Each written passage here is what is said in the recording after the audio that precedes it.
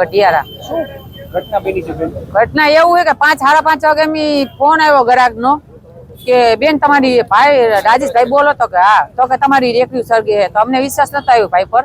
આપણે ભાઈ હા બતા હશે અમને વિશ્વાસ તો ભાઈને કીધું કે ભાઈ વિડીયો કોલ કરીને બતાવો ને, અત્યારે કોઈ પર ક્યાં કારણે બોલાવે તો વિડીયો કોલમાં વાત કરી ભાઈ ભેગું કે તમારે ભાઈને કીધું કે ભાઈ તમે ભાઈને કે ઓલા શું કહેવાય ઓલા ભાઈ બિગર વાળાને બોલાવી દો ને. ભાઈ અમને આવતા અમે ગૌતમનગર મોદી ભરા નિસારે ની જ રહી અને અહીંયા આવતા બે ફાઈગર બિગર આવી ગયા હતા, ઉલાવતા હતા.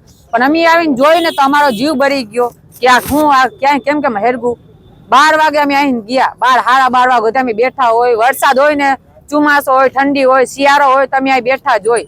તાપ કરીને ઓલું કરીને કે આમ ઠંડી હોય કે વરસાદ હોય તો અમે અહીં બેઠા જ હોય ખૂણામાં.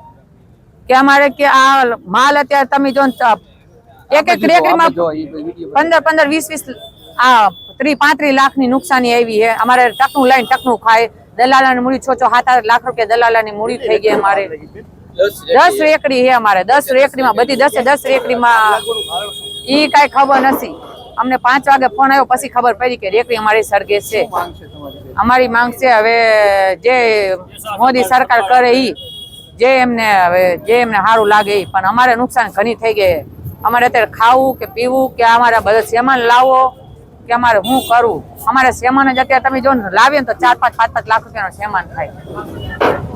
ટોટલિંગ કાંટા બધી ટોટલિંગ વસ્તુ અમારે પૂરું જ થઈ ગયું છે. આમાં કાંઈ વસ્તુ લેવા એવું નથી, બધું ફેંકી દેવાનું જ છે. માલ તમે જોવો બધો સળગી ગયો છે. એકે માલ એમ નહીં કે આ બાકી રહી ગયું. કાંટા રેકડીયું કે અમારી બધી વસ્તુ કે તગારા બધું પૂરું થઈ ગયું છે. અને હું